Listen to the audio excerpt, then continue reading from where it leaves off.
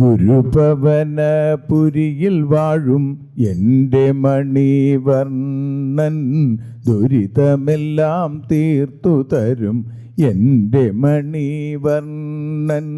മയിലിനൊത്തു ആട്ടമാടുമെൻ്റെ മണിവർണ്ണൻ, കുയിലിനൊത്തു പാട്ടുപാടും എൻ്റെ മണിവർണ്ണൻ.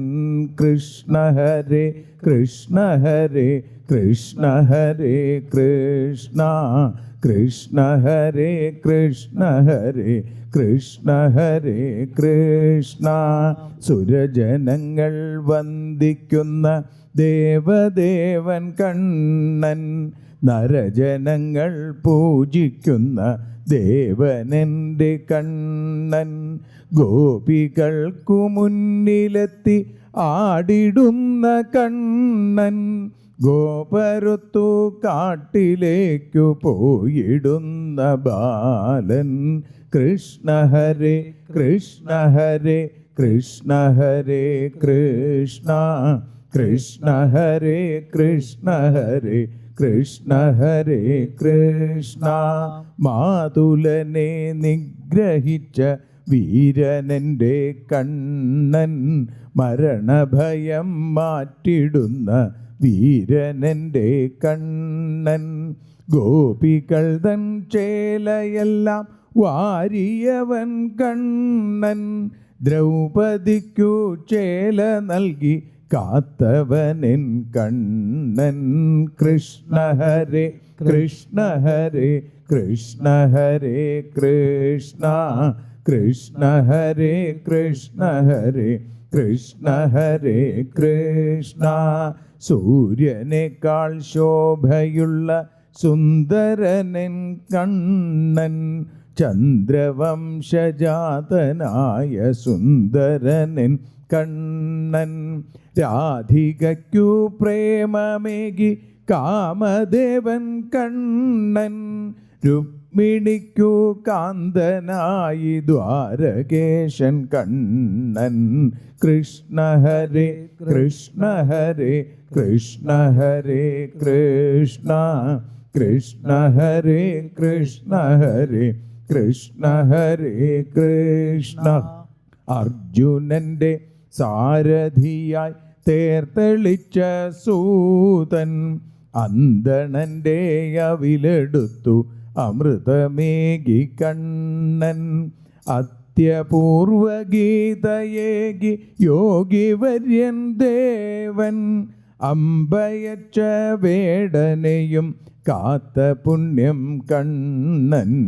കൃഷ്ണ ഹരേ കൃഷ്ണ ഹരേ കൃഷ്ണ ഹരേ കൃഷ്ണ, കൃഷ്ണ ഹരേ കൃഷ്ണ ഹരേ കൃഷ്ണ ഹരേ കൃഷ്ണ. ഭക്തിയോടെ പാടിടുകിൽ ഓടിയെത്തും കണ്ണൻ, ഭക്തജന ചിത്തങ്ങളെ കോവിലാക്കും കണ്ണൻ. ഭാഗവത വേദികളിൽ ഓടിയെത്തും ദേവൻ, ഭവമൊഴിയാൻ ഭക്തിയോടെ പാടിടുക നമ്മൾ. കൃഷ്ണ ഹരേ കൃഷ്ണ ഹരേ കൃഷ്ണ ഹരേ കൃഷ്ണ, കൃഷ്ണ ഹരേ കൃഷ്ണ ഹരേ കൃഷ്ണ ഹരേ കൃഷ്ണ. കൃഷ്ണ ഹരേ കൃഷ്ണ കൃഷ്ണ ഹരേ കൃഷ്ണ, കൃഷ്ണ ഹരേ കൃഷ്ണ കൃഷ്ണ ഹരേ കൃഷ്ണ. സർവത്ര ഗോവിന്ദനാമ സങ്കീർത്തനം, ഗോവിന്ദ ഗോവിന്ദ.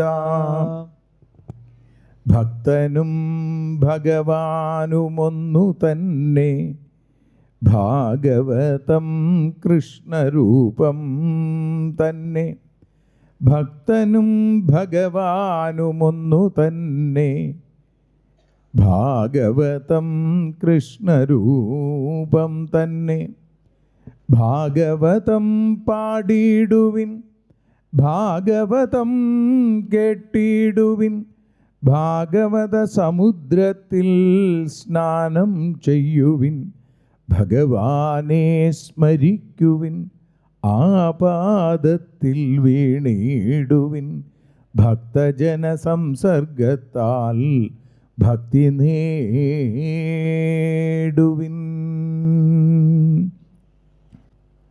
പ്രഥമസ്കന്ധത്തിലെയും ദ്വിതീയ സ്കന്ധത്തിലെയും തൃതീയ സ്കന്ധത്തിലെയും കഥകൾ, അതിൽ വരാഹാവതാര രംഗം വരെ എന്ന് പറയുമ്പോൾ തൃതീയ സ്കന്ധത്തിലെ 13-ാമത്തെ അധ്യായം വരെയുള്ള ഭാഗങ്ങളാണ് നമ്മളിന്ന് പ്രഭാഷണ രൂപത്തിൽ അനുസ്മരിക്കുന്നത്.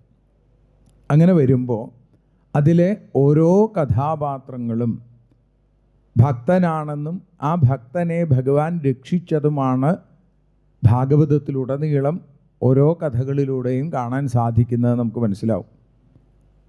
ഏറ്റവും ആദ്യം ശൗനകാദി ഋഷീശ്വരന്മാർ ഏറ്റവും ഉത്തമമായ ഭക്തിയുള്ള ആളുകളാണ്. അതുകൊണ്ടാണ് അവർക്കൊരു വലിയൊരു സത്രം തുടങ്ങാനുള്ള മോഹമുണ്ടായത്. ആ സത്രവേദിയിലേക്ക് ഭഗവത് അനുഗ്രഹമെന്നോണം ഏറ്റവും ശ്രേഷ്ഠനായ ആ വക്താവ് അവിടെ എത്തിച്ചേർന്നു. രോമഹർഷണപുത്രനായ പരീക്ഷിത്തിനോടൊപ്പം ഭാഗവതം കേൾക്കാനുള്ള ഭാഗ്യം സിദ്ധിച്ച ശ്രീശുക മുഖാരവിന്ദത്തിൽ നിന്നും ഒഴുകി വന്ന ഹരികഥാമൃതത്തെ ആവോളം ആസ്വദിച്ച അദ്ദേഹവും പറയുന്നു, യഥാധീതം യഥാമതി, ഞാൻ പഠിച്ചത് എൻ്റെ ബുദ്ധിക്കനുസരിച്ച് ഞാൻ പറഞ്ഞു തരാം. ഇവിടെ ഓരോരുത്തരും ഓരോ വക്താവും ചെയ്യുന്നത് അങ്ങനെയാണ്. നമ്മൾ പഠിച്ചതിനെ, നമ്മൾ അറിഞ്ഞതിനെ, നമ്മുടെ ഉള്ളിലൊരു അനുഭൂതിയായി വന്നതിനെയൊക്കെ പങ്കുവയ്ക്കുകയാണ്.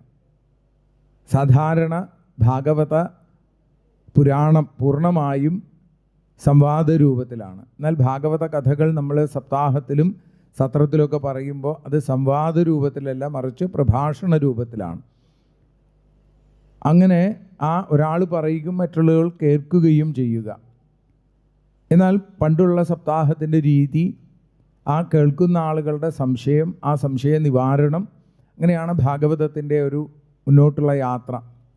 അപ്പം ഇവിടെ ആ ശൗനകാദി യോഗീശ്വരന്മാർക്ക് ഭാഗവതം കേൾക്കാനുള്ളൊരു മോഹമുണ്ടായി.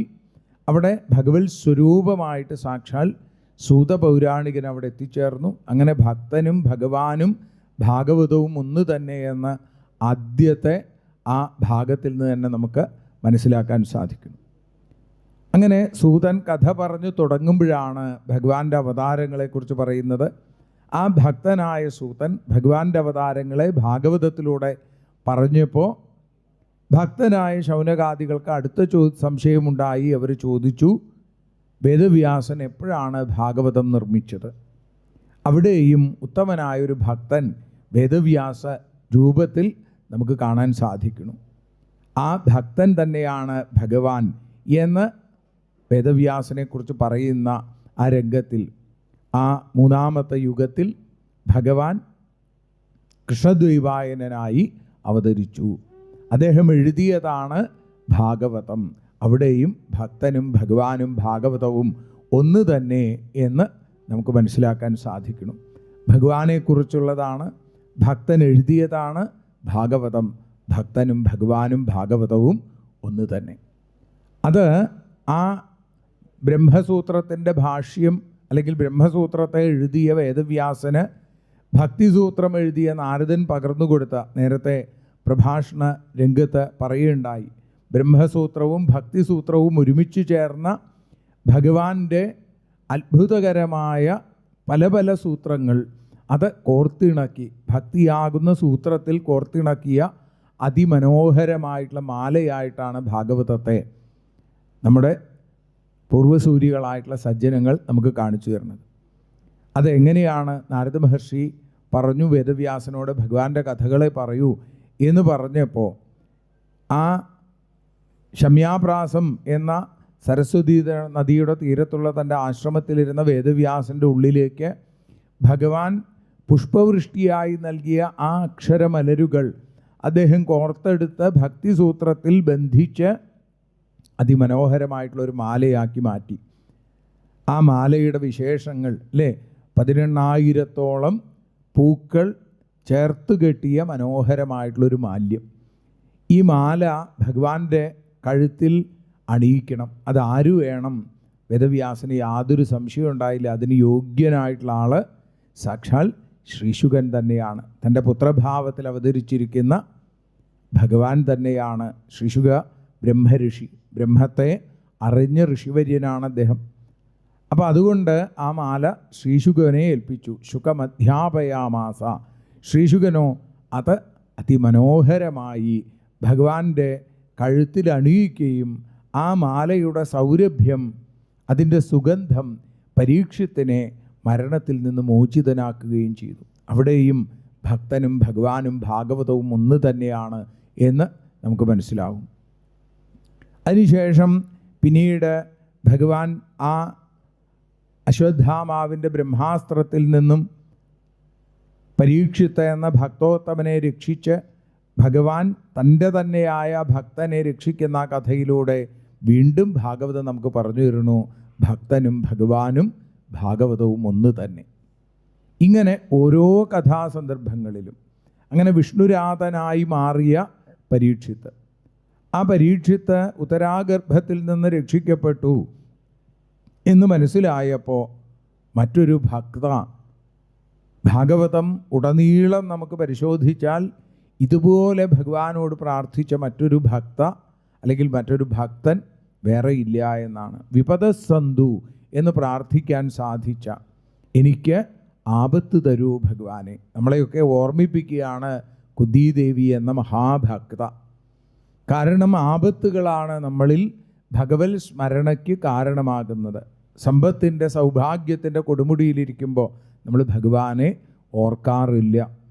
പലപ്പോഴും നമ്മൾ മറന്നു പോകാറുണ്ട്. നമ്മൾ പല പല കാരണങ്ങളൊക്കെ അതിന് പറയും. തിരക്കായിരുന്നു എന്നൊക്കെ പറയുമെങ്കിലും സത്യത്തിൽ നമ്മൾ ഭഗവാനെ വിട്ടുപോകണം.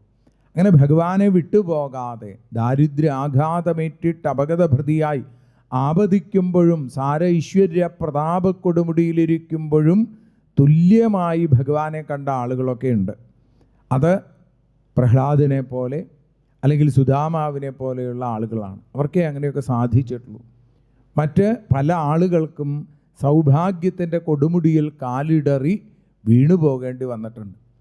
എന്നാൽ ദുഃഖത്തിൻ്റെ ആ ശോകത്തിൻ്റെ വേദനയിൽ അവർ ആ രീതിയിൽ അവിടെ ഭഗവത് ഭജനം ചെയ്ത് ആ ഉത്തമശ്ലോകനായ ഭഗവാനെ വേണ്ട പോലെ ഭജിക്കുന്നു. അതുകൊണ്ടാണ് കുന്തിദേവി എന്ന ഭക്ത ആ ഭഗവാനോട് പ്രാർത്ഥിക്കുന്നത്, എനിക്ക് ദുഃഖം തരണേ. അവിടെ ഭക്തനും ഭഗവാനും ഭാഗവതവും ഒന്നായിത്തീരുന്ന മറ്റൊരു രംഗം. അതേപോലെ തന്നെ അടുത്ത അധ്യായത്തിൽ നമ്മൾ കണ്ടത് ഭീഷ്മപിതാമഹൻ്റെ ആ അതിമനോഹരമായ സ്തുതി നിറഞ്ഞ രംഗമാണ്. അവിടെ പറയുന്നുണ്ട് ഭീഷ്മപിതാമഹൻ, ഞാൻ ചെയ്ത പ്രതിജ്ഞയെ സത്യമാക്കാൻ വേണ്ടി. ഇപ്പോൾ ഭക്തനോട് ഭഗവാനുള്ള സ്നേഹം, ഭഗവാനുള്ള കാരുണ്യം, അതൊക്കെയാണ് ഭീഷ്മസ്തുതിയിൽ നമുക്ക് കാണാൻ സാധിക്കുന്നത്. അവിടെയും ഭഗവാൻ നമുക്ക് കാണിച്ചു തരുന്നു ഭക്തൻ ഞാൻ തന്നെയാണ് എന്ന്. അങ്ങനെയാണ് ആ ഭീഷ്മപിതാമഹൻ്റെ പ്രതിജ്ഞയെ സത്യമാക്കാൻ വേണ്ടി യുദ്ധക്കളത്തിൽ ഭഗവാനെ കൊണ്ട് ആയുധമെടുപ്പിക്കും എന്ന ഭീഷ്മപിതാമഹൻ്റെ വാക്ക് സത്യമാക്കാൻ വേണ്ടി ഭഗവാൻ ആയുധമെടുത്തു വരുന്നതും അത് കണ്ട് ഭീഷ്മപിതാമഹൻ തൊഴുകയുമായി നിൽക്കുന്നതായിട്ടുള്ള രംഗവും നമ്മളവിടെ കണ്ടു. അവിടെ കാണാൻ സാധിക്കുന്നു ഭീഷ്മപിതാമഹൻ എന്താ തൊഴുകയുമായിട്ട് നിന്നത്. ഏത് ആയുധമെടുത്താലും എങ്ങനെയൊക്കെ അഭിനയിച്ചാലും ഭഗവാനെ അവിടുത്തെ ആ കണ്ണുകളിൽ ഞാൻ ആ കാരുണ്യം, ഭക്തനോടുള്ള വാത്സല്യം ഞാൻ കാണുന്നു. എത്രയൊക്കെ അല്ലേ കണ്ണുകളിൽ നിന്ന് നമുക്ക് ഒരുവൻ്റെ മനസ്സ് വായിച്ചെടുക്കാൻ സാധിക്കുമെന്നാണ്. അപ്പം അതുകൊണ്ട് കാരുണ്യാകുല നേത്രം അത് ഭീഷ്മപിതാമഹന് നല്ലപോലെ കാണാൻ സാധിച്ചു. അവിടെ ഭക്തനും ഭഗവാനും ഒന്നായിത്തീരുന്നു. ഭീഷ്മപിതാമഹൻ അതുകൊണ്ടാണ് പറയുന്നത്, ഹന്തുമിഭം ഗതോത്തരീയ ഹരിരിവ ഹന്തുമിഭം ഗതോത്തരീയ ഇഭം ഹന്തും ഹരി ഇവ. ആനയെ കൊല്ലാനായിട്ട് വരുന്ന സിംഹത്തെ പോലെ എന്നാണ്. ആനയെ കൊല്ലാൻ വരുന്ന സിംഹത്തെ പോലെ, അതേപോലെ മാത്രമേ ഉള്ളൂ, കൊല്ലുന്നില്ല എന്നാണ്, അല്ലെങ്കിൽ കൊല്ലുകയില്ല എന്ന ഉറപ്പ് ഭീഷ്മപിതാമഹന് ഉണ്ടായിരുന്നു. ഭഗവാനും ഭക്തനും ഒന്നായിത്തീരുന്നു. നമേ ഭക്ത പ്രണശ്യതി എന്ന ഭഗവത് വാക്യം അവിടെ സത്യമാവുന്നു. അങ്ങനെ ഭീഷ്മ പിതാമഹനെ അനുഗ്രഹിക്കുന്ന ഭഗവാൻ. അതിനുശേഷം പിന്നീട് ആ പാണ്ഡവന്മാർ വിജയം നേടി. ആ വിജയത്തിൽ വല്ലാതെ വിഷമിച്ച സന്ദർഭത്തിലാണ് ഭക്തനായ യുധിഷ്ഠിരന് ഭഗവാൻ തൻ്റെ ഉപദേശങ്ങൾ ഭീഷ്മ പിതാമഹനിലൂടെ പകർന്നുകൊടുത്ത് ഭക്തനും ഭഗവാനും ഭാഗവതവും ഒന്നാണ് എന്ന് വീണ്ടും നമുക്ക് കാണിച്ചു തരുന്നത്. ഭഗവാൻ ദ്വാരകയിലേക്ക് പോണു. ഈ സന്ദർഭത്തിൽ വിഷ്ണുവിനാൽ രക്ഷിക്കപ്പെട്ട വിഷ്ണുരാധൻ പരീക്ഷിത്ത്, ഏറ്റവും ഉത്തമനായ ഭക്തൻ, പരീക്ഷിത് സാക്ഷി എന്നാണ്. ആ പരീക്ഷിത്ത് പിറക്കുന്നതായിട്ടുള്ള രംഗം, അവിടെയും ഏറ്റവും ഉത്തമനായ ആ ഭക്തനെ കാണാൻ ഭഗവാനെത്തി. ഭക്തനും ഭഗവാനും ഒന്ന് തന്നെയാണ് എന്ന് നമുക്ക് കാണിച്ചു തരുന്നു. ഇങ്ങനെ ഓരോ കഥാസന്ദർഭങ്ങളിലൂടെയും തുടർന്ന് വിതുരമഹാശയൻ എന്ന ഭക്തൻ, ആ ഭക്തൻ തൻ്റെ ജ്യേഷ്ഠനായ ധൃതരാഷ്ട്രരെ ഭഗവാനിലേക്ക് എത്തിച്ച് ഭഗവാനും ഭക്തനും ഒന്നായിത്തീരുന്ന ആ നിലയിലേക്ക് എത്തിക്കുന്നതായിട്ടുള്ള രംഗം. ഇങ്ങനെ ഓരോ കഥകളിലും നമുക്ക് ആദ്യന്തം കാണാൻ സാധിക്കുന്നു ഭഗവാന്റെ ഭക്തവാത്സല്യം, ഭക്തന്മാരുടെ ഭഗവത് സമർപ്പണം, ഭക്തനും ഭഗവാനും ഒന്ന് തന്നെ എന്ന സത്യത്തെയും. അതിനുശേഷം പിന്നീട് പരീക്ഷത്തിൻ്റെ കഥയിൽ നമ്മൾ അതും കേട്ടു. ആചാര്യന്മാരുടെ വാക്കുകളിലൂടെ പരീക്ഷിത്ത് ചെയ്യരുതാത്തത് ചെയ്തു. എങ്കിലും നമേ ഭക്തപ്രണശ്യതി എന്ന ഭഗവാന്റെ വാക്കുകൾ സത്യമാക്കിക്കൊണ്ട് പരീക്ഷത്തിന് ഏറ്റവും വലിയ അനുഗ്രഹം അവിടെ കിട്ടി. അവിടെയും ഭക്തനും ഭഗവാനും ഭാഗവതവും ഒന്ന് തന്നെ എന്ന ശ്രീശുഖവാണിയായി നമ്മൾ കേൾക്കുന്നു. ശ്രീശുഖ ബ്രഹ്മർഷി പരീക്ഷത്തിൻ്റെ മുമ്പിൽ പ്രത്യക്ഷപ്പെടുന്നതായിട്ടുള്ള രംഗം. അതിന് കാരണം എന്താണ്? നേരത്തെ പറഞ്ഞതുപോലെ മരണം എന്നുള്ള ആ നിത്യസത്യത്തെ മനസ്സിലാക്കിയ പരീക്ഷിത്ത്, മരണാഗതനായിരിക്കുന്ന ഒരാൾ ശരണാഗതിയാകേണ്ടത് ഭഗവാന്റെ പാദാരവിന്ദങ്ങളെയാണ് എന്ന് അറിയുമെങ്കിലും അതിന് വ്യക്തമായ ഒരു നിർദ്ദേശം ലഭിക്കാൻ കാത്തിരുന്ന പ്രായോപവേശം ചെയ്ത പരീക്ഷത്തിൻ്റെ മുമ്പിലേക്ക് ഗംഗാനദിയുടെ തീരത്ത് ഭാഗവത ഗംഗയുടെ ആ തണുപ്പ് അനുഭവിക്കാൻ പാകത്തിന് ശ്രീശുഖ ബ്രഹ്മർഷി വരുന്നതായിട്ടുള്ള രംഗം. അങ്ങനെ ഓരോ രംഗത്തിലൂടെയും ഭക്തനും ഭഗവാനും ഭാഗവതവും ഒന്ന് തന്നെയാണ് എന്ന് നമ്മളെ ഓർമ്മിപ്പിച്ചും കൊണ്ടിരിക്കുന്നു. അങ്ങനെ ശ്രീശുഖ ബ്രഹ്മർഷി പരീക്ഷത്തിൻ്റെ മുമ്പിൽ പ്രത്യക്ഷപ്പെട്ടു. പരീക്ഷിത്ത് ചോദിക്കുന്നത് എന്താണ്? ഭഗവാൻ എന്താണ് സാധാരണ വിചാരിക്കുന്നത്? ലോകത്തിന് ഹിതകരമായിരിക്കുന്നത് ചെയ്യുന്ന ആളാണ് ഈശ്വരൻ. ലോകത്തിനെ വേണ്ട രീതിയിൽ കൊണ്ടു നടക്കുന്ന ആളാണ് ഈശ്വരൻ. ഇവിടെ ഭക്തനായ പരീക്ഷിത്തും ഭഗവാനെ പോലെ തന്നെ ശ്രീശുഖ ബ്രഹ്മർഷിയുടെ അടുത്ത് ചോദിക്കുന്നു, മരണാസന്നനായിരിക്കുന്ന ഒരാൾ എന്താണ് ചെയ്യേണ്ടത്? മരണാസന്നനായിരിക്കുന്ന എനിക്ക് ഇതിൽ നിന്ന് രക്ഷപ്പെടാൻ എന്തു വഴി എന്ന സ്വാർത്ഥതയെല്ലാം മറിച്ച് ലോകത്തിനു മുഴുവൻ ഹിതകരമായിരിക്കുന്ന ഒരു ചോദ്യം പരീക്ഷത്തിൽ നിന്ന് ഉണ്ടാവുന്നു. ഇവിടെയാണ് പരീക്ഷിത്ത് ചോദിക്കുന്നത്, മരണാസന്നനായിരിക്കുന്ന ഒരാൾ, മർത്യൻ എന്ന് പറഞ്ഞാൽ തന്നെ മരണം ഉള്ളവൻ എന്നർത്ഥം കൽപ്പിക്കാം. അപ്പോൾ ഓരോ മനുഷ്യനും ആത്യന്തികമായിട്ട് ചെയ്യേണ്ടത് എന്താണ് എന്ന് ചോദിക്കുമ്പോൾ അവിടെ ആ ശ്രീകൃഷ്ണ സ്വരൂപം തന്നെയായിട്ടുള്ള ഭാഗവതത്തെ പഠിക്കുകയാണ് വേണ്ടത് എന്ന് പറഞ്ഞ് ഭക്തനും ഭഗവാനും ഭാഗവതവും ഒന്ന് തന്നെയാണ് എന്ന് ശ്രീശുഖ ബ്രഹ്മർഷിയും ആ വയ്യാസകി, ആ ബാദരായണിയായിരിക്കുന്ന ഭഗവാൻ സ്വരൂപം തന്നെയായിരിക്കുന്ന ശ്രീശുഖ ബ്രഹ്മർഷിയും നമ്മളെ അത് ഓർമ്മിപ്പിക്കുന്നു. അങ്ങനെ വേണം എന്നുണ്ടെങ്കിൽ എന്ത് വേണം? അന്തേ നാരായണ സ്മൃതി, മരണത്തിൽ ഭഗവത് സ്മരണയുണ്ടാവണം എന്ന് വേണമെങ്കിൽ ആദ്യമേ ഭഗവാനെ ഭജിക്കണം.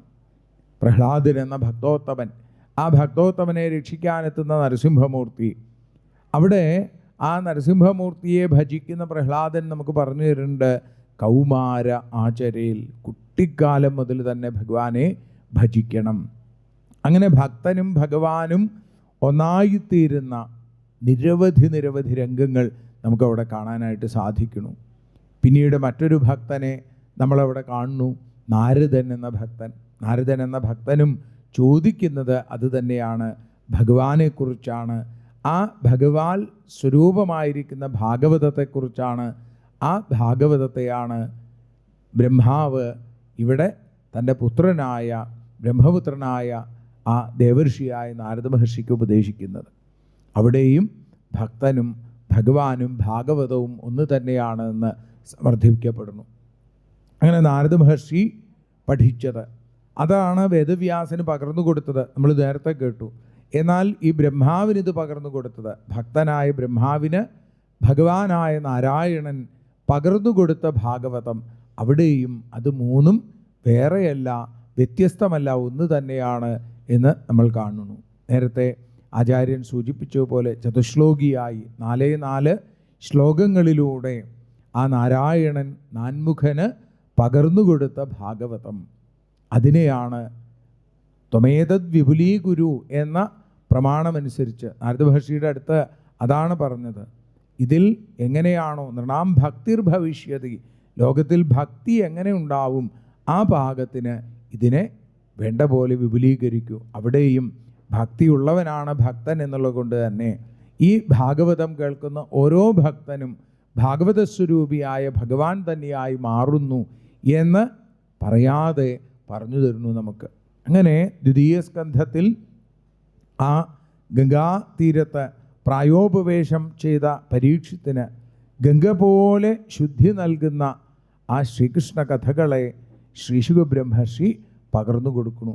പരീക്ഷത്തിൻ്റെ ചോദ്യങ്ങൾ, ഭക്തൻ്റെ ചോദ്യങ്ങൾ, ആരെക്കുറിച്ചുള്ള ചോദ്യങ്ങൾ, ഭഗവാനെക്കുറിച്ചുള്ള ചോദ്യങ്ങൾ, അതാണ് ഭാഗവതമായിട്ട് തീരുന്നത്. അവിടെയും ഭക്തനും ഭഗവാനും ഭാഗവതവും തമ്മിലുള്ള ആ സമഞ്ജസമായൊരു സമ്മേളനം നമുക്കവിടെ കാണാൻ സാധിക്കുന്നു. അതിനുശേഷം ആ സർഗവിസർഗാദി ഭഗവത് ലക്ഷണങ്ങളെ അവിടെ സൂചിപ്പിച്ചു.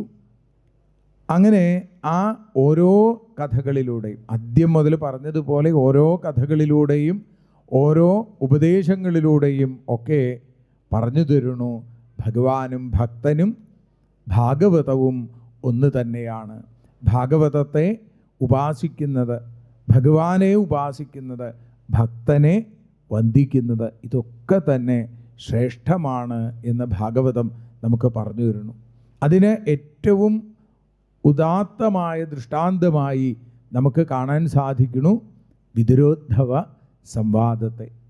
വിതുരനും ഉദ്ധവനും ഇതുപോലെ ഭഗവത് ഭക്തിയുടെ ഉത്തമോദാഹരണങ്ങളായിട്ടുള്ള 2 കഥാപാത്രങ്ങളെ നമുക്ക് കാണാനേ സാധിക്കില്ല. ഭാഗവതം ഉടനീളം പരിശോധിച്ചാൽ തന്നെ ആ ഭാഗവത കൊടുമുടിയുടെ നെറുകയിൽ കയറി നിൽക്കാൻ സാധിക്കുന്ന ഉത്തമന്മാരായിട്ടുള്ള 2 ഭക്തന്മാരാണ് വിതുരമഹാശയനും ഉദ്ധവൻ എന്ന ഭഗവാന്റെ ആ പ്രധാനമന്ത്രിയും. 2 പേരും അവർ തമ്മിലുള്ള ആ കൂടിക്കാഴ്ചയാണ് വിതുരോദ്ധവ സംവാദമായിട്ട് നമ്മൾ തൃതീയ സ്കന്ധത്തിൻ്റെ ആദ്യത്തെ 4 അധ്യായങ്ങളിലൂടെ കേൾക്കുന്നത്. അതിലും നമുക്ക് മനസ്സിലാവുന്നു ഭക്തനും ഭഗവാനും ഭാഗവതവും ഒന്ന് തന്നെയാണ് എന്ന സത്യത്തെ. കാരണം ഭഗവാനെക്കുറിച്ച് പറയുമ്പോൾ ഭഗവാനെക്കുറിച്ച് പറയുന്നതാണ് ഭാഗവതം. അതേക്കുറിച്ച് അറിയുന്നതോടുകൂടി 2 പേരുടെയും കണ്ണുകൾ ആനന്ദം കൊണ്ടും ആ അനുഭൂതി കൊണ്ടും ആർദ്രമാവുന്നതും ആ കണ്ണുകൾ നിറഞ്ഞൊഴുകുന്നതും നമുക്ക് കാണാൻ സാധിക്കും. അവിടെ ഉദ്ധവൻ്റെ വാക്കുകളിലൂടെ ഭഗവാന്റെ അപദാനങ്ങളെ അതിഗംഭീരമായിട്ട് അവിടെ അവതരിപ്പിക്കുന്നു. അതും ഭാഗവതം തന്നെയാണ്. 2 ഭക്തന്മാർ ഭാഗവതത്തെക്കുറിച്ച് ഭഗവാനെക്കുറിച്ച് പറയുമ്പോൾ അവർ ആ ഭഗവത് സ്വരൂപങ്ങളായി തന്നെ മാറുന്ന അതിശോഭനമായ രംഗങ്ങൾ നമുക്കവിടെ കാണാൻ സാധിക്കുന്നു. ഭഗവാന്റെ പാദുകങ്ങൾ ശിരസിലേറ്റി ഭഗവാന്റെ നാമങ്ങൾ രസനയിൽ ചേർത്ത് വെച്ച് ഭഗവാനെ മാത്രം ഹൃദയത്തിൽ പ്രതിഷ്ഠിച്ച് ഉദ്ധവൻ നടന്നു വരുമ്പോഴാണ് ആ വിതുരമഹാശയനെ കാണുന്നത്. വിതുരമഹാശയൻ തീർത്ഥയാത്രയൊക്കെ കഴിഞ്ഞ് അവിടുന്ന് ആ ഭഗവത് ദർശനം പലയിടത്തും ക്ഷേത്രങ്ങളിലൂടെയും ഇതേപോലെ ഭക്തന്മാരിലൂടെയും ഭാഗവത പാരായണത്തിലൂടെയും ഒക്കെ ഭഗവാനെ മാത്രം വിചാരിച്ചു കൊണ്ടിരിക്കുന്ന ആ വിതുരമഹാശയന് ഭക്തോത്തമനായ തത്രോദ്ധവം ഭാഗവതം ദദർശ ഉദ്ധവനെ കാണാനായിട്ട് സാധിക്കുന്നു. ഭഗവാനെക്കുറിച്ചുള്ള ആ ചോദ്യങ്ങൾ തന്നെ, വിതുരഭാഷ്യൻ്റെ ചോദ്യങ്ങൾ ഉദ്ധവനിൽ വല്ലാത്ത ഗദ്ഗദത്തിന് കാരണമായി എന്നാണ്. മിഴികൾ നിറഞ്ഞും മൊഴികൾ മുറിഞ്ഞും എന്തു പറയണമെന്നറിയാതെ നിൽക്കുന്ന ഉദ്ധവൻ. അവിടെയും അതെ, ആ ഭക്തൻ ഭഗവത് സ്മരണയിൽ, ഭാഗവത സ്മരണയിൽ എല്ലാം മറന്ന് ഒന്നും മിണ്ടാനാവാതെ നിൽക്കുന്നു. ഭഗവാന്റെ സ്വധാമഗമനം അത് വല്ലാത്ത വേദനയാണ്. ഭഗവാൻ പകർന്നു കൊടുത്ത ആത്മതത്വത്തെ ഹൃദയത്തിൽ സ്വീകരിച്ചുവെങ്കിലും ആ വിരഹാഗ്നിയിൽ ചുട്ടുപൊള്ളുന്ന ഉദ്ധവൻ ഭഗവാന്റെ കഥകളെ അവിടെ വർണ്ണിക്കുന്നു. കൽത്തുറുങ്കിനകത്തമ്മ കണി കണ്ട ദിനം മുതൽ കാട്ടാളനെയ്ത കണയാൽ കാൽപാദം വിണ്ട നാൾ വരെ കണ്ണൻ കമലപത്രാക്ഷൻ തമത്ഭുതം ബാലകമംബുജേക്ഷണം ചതുർഭുജം ശംഖഗദാര്യുധായുധം ശ്രീവത്സലക്ഷ്മം ഗളശോഭികൗസ്തുഭം പീതാംബരം സാന്ദ്രപയോദ സൗഭഗം മഹാർഹ വൈഡൂര്യകിരീടകുണ്ടലത്യുഷാപരിഷ്വക്തസഹസ്രകുന്തളം ഉദ്ദാമകാഞ്ജംഗദകങ്കണാദിഭിർ വിരോചമാനം വസുദേവ ഐക്ഷത. വസുദേവർ കണ്ട ആ ഉണ്ണിയെ കുട്ടിക്കാലം മുതൽ തന്നെ ഉദ്ധവൻ തൻ്റെ ഹൃദയ പീഠികയിൽ പ്രതിഷ്ഠിച്ചിട്ടുണ്ട്. കളിക്കോപ്പുകളൊക്കെ വലിച്ചെറിഞ്ഞ് ആ കാർമേഘവർണ്ണൻ്റെ കളിച്ചിരികളെ തൻ്റെ ഹൃദയത്തിൽ ചേർത്ത് വെച്ച ഉത്തമനായ ഭക്തൻ, അതാണ് ഉദ്ധവൻ. ഭഗവാൻ ക്ഷേത്രത്തിലെ വിഗ്രഹമാണ് അല്ലെങ്കിൽ ബിംബമാണെങ്കിൽ ഉദ്ധവൻ ആ വിഗ്രഹത്തിൻ്റെ ഉത്സവമൂർത്തിയാണ്, തിടമ്പാണെന്നാണ് പറയുക. എന്താണോ ഭഗവാൻ അത് തന്നെയാണ് ഉദ്ധവൻ. അതുകൊണ്ടാണ് ഉദ്ധവനെ ഉത്സവമൂർത്തി എന്ന് വിളിക്കുന്നത്. അപ്പോൾ അതുകൊണ്ട് അവിടെയും നമുക്ക് വളരെ വ്യക്തമാവുന്നു. ശ്രീമദ് ഭാഗവതാഖ്യോയം പ്രത്യക്ഷ കൃഷ്ണയേവഹി എന്ന് ഭാഗവതത്തെക്കുറിച്ച് പറയുന്നു. ആ ഭാഗവതം തന്നെയാണ് കൃഷ്ണൻ, അല്ലെങ്കിൽ കൃഷ്ണനാണ് ഭാഗവതം എന്ന് പറയുമ്പോൾ, ആ കൃഷ്ണന് തുല്യനാണ് ഉദ്ധവൻ എന്ന് പറയുമ്പോൾ അവിടെയും നമുക്ക് വളരെ സ്പഷ്ടമായിട്ട് ഭാഗവതം കാണിച്ചു തരുന്നു. ഭക്തൻ, ഭഗവാൻ, ഭാഗവതം മൂന്നും ഒന്ന് തന്നെയാണ് എന്ന വലിയൊരു സത്യത്തെ.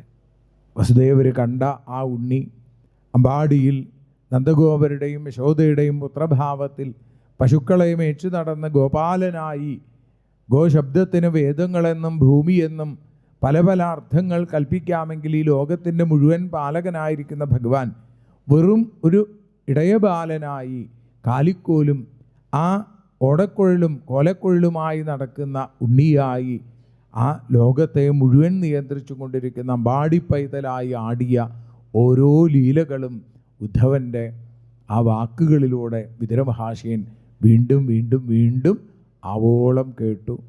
പൂതന എന്ന രാക്ഷസിയെ നിഗ്രഹിച്ചത്, ചാടായി വന്ന ആ ശകടാസുരനെ നിഗ്രഹിച്ചത്, തൃണാവർത്തനെ നിഗ്രഹിച്ചത്, ഗർഗാചാര്യ ഉണ്ണിക്ക് കൃഷ്ണൻ എന്ന് പേര് നൽകിയത് എന്ന് വേണ്ട, ധാമം കൊണ്ട് അമ്മ പിടിച്ചു തളച്ചപ്പോൾ ദാമോദരനായി നിന്ന കൃഷ്ണൻ്റെ കഥയും, ഓരോ കഥകളും, നളഗോപുര മണിഗ്രീവന്മാരെ അനുഗ്രഹിച്ച കഥയും എല്ലാം പറഞ്ഞു പറഞ്ഞ് ആ വൃന്ദാവനത്തിലേക്ക് അമ്പാടിക്കണ്ണനായ ഭഗവാൻ വൃന്ദാവന ചന്ദ്രനായി മാറിയ രംഗത്തിലേക്ക് എത്തുമ്പോഴും ഭക്തനും ഭഗവാനും ഭാഗവതവും ഒന്ന് തന്നെയാണ് എന്ന് വളരെ ദൃഷ്ടാന്തമായി നമുക്ക് കാണാൻ സാധിക്കുന്നു.